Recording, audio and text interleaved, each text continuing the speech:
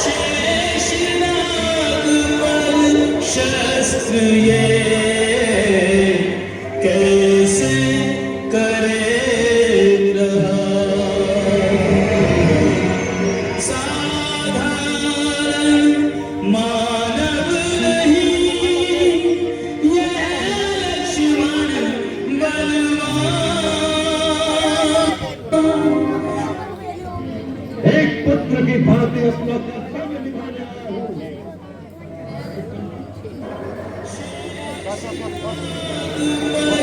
शस्त्र ये कैसे करे रहा।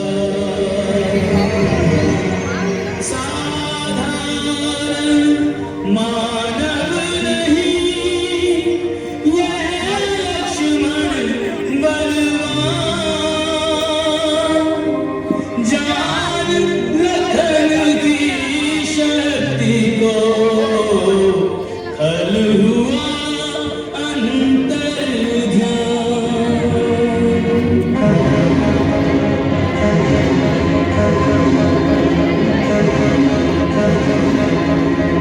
अंतर लगता है कि बेटा फिर भाग गया। यानी क्या चाल चल रहा हूं, तुम सावधान रहो।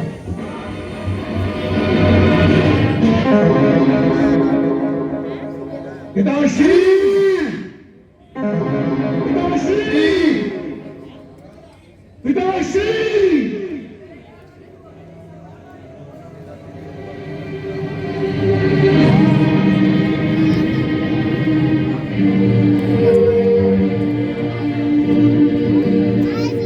इंद्रजीत, तुम्हारे शीघ्र चले आने से हम समझ गए कि तुम्हारा यज्ञ संपूर्ण नहीं हुआ, उसमें भी बाधा आ गई है। उसका बाधक आपका अनुज भ्राता कुलद्रोही विभीषण निकला, जो शत्रुओं को मंदिर के गुप्त स्थान पर ले आया और यज्ञ को ध्वंस करा दिया। विभीषण, विभीषण, फिर भी तुमने उस नीच देशद्रोही को जीवित छोड़ दिया। पिताश्री, मैंने उसी के लिए इतने दिनों से यम अस्त्र बचा कर रखा हुआ था। आज मैंने वही यम अस्त्र उस पर छोड़ दिया, परंतु लक्ष्मण ने एक ऐसी शक्ति चलाई जिसने मेरे अस्त्र को रास्ते में ही तेजहीन कर दिया। उसका तोड़ भी विभीषण ने ही बताया होगा। नहीं, उसका तोड़ देवताओं के सिवा इस धरती पर कोई नहीं जानता। तो क्या लक्ष्मण को देवताओं ने बता दिया? नहीं, उसे बताने की कोई आवश्यकता नहीं। लक्ष्मण देवताओं का देवता है, लक्ष्मण नर नहीं, कोई अवतार है। इंद्रजीत,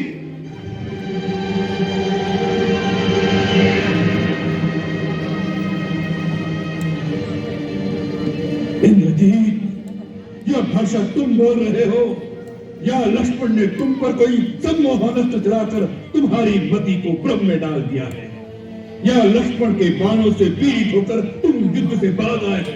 पिताश्री,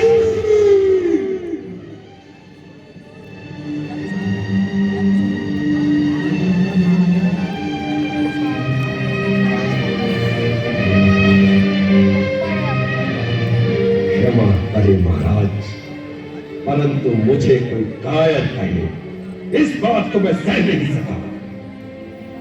पिताश्री, मैं कायरतावश नहीं आया हूं, एक पुत्र की भांति अपना कर्तव्य निभाने आया हूं।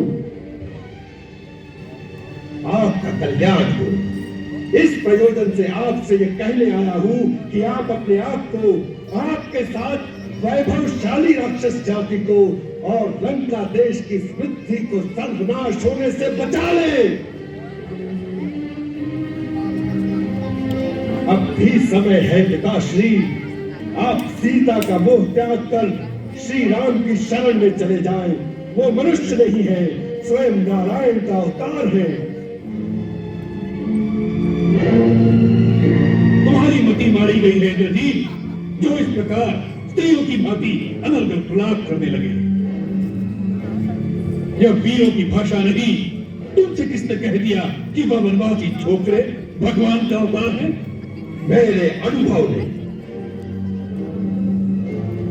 आज मैंने लक्ष्मण पर उन तीनों अस्त्रों का प्रयोग किया जो अमोघ है, जिनकी शक्ति से बढ़कर तीनों लोकों में कोई अस्त्र नहीं, जिनका का ना कोई तोड़ है।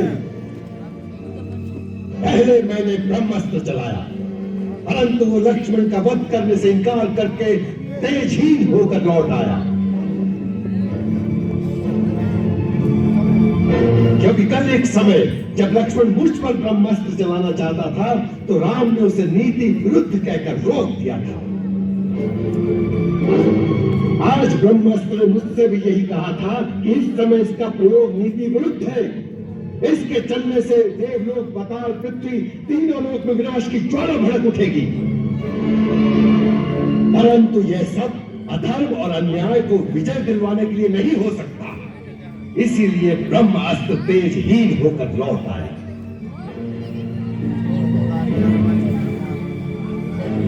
फिर मैंने शिव का त्रिनेत्रधारी पाशुपात अस्त्र चलाया, परंतु वो लक्ष्मण को प्रणाम करके लुप्त हो गया।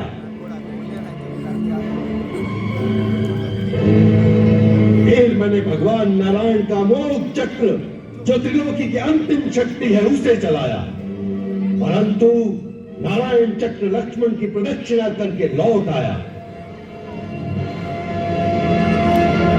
यह अंतिम प्रमाण था जिसे देखकर मुझे विश्वास हो गया कि यह नर नहीं, स्वयं नारायण का अवतार है।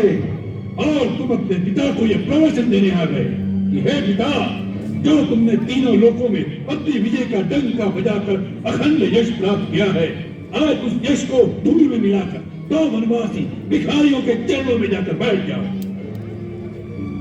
इंद्रजीत, याद रखो, जो स्वयं अपने हाथों अपनी कीर्ति को धूल में मिला देता है, देवता भी उसका सम्मान नहीं करते।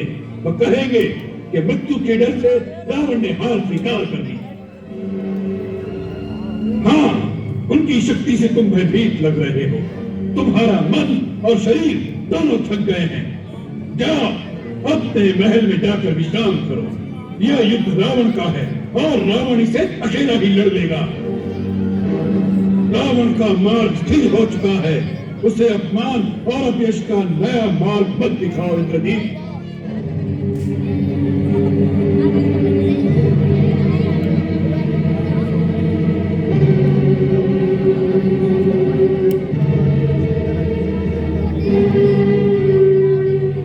क्षमा करें पिताश्री, मैं आपके अपमान के लिए नहीं, केवल आपके कल्याण के लिए ही ये बात करने आया हूं।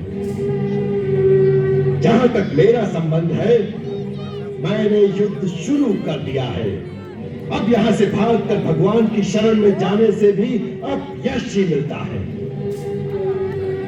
इसलिए मैं एक वीर की भांति भगवान के हाथों मरने जाऊंगा।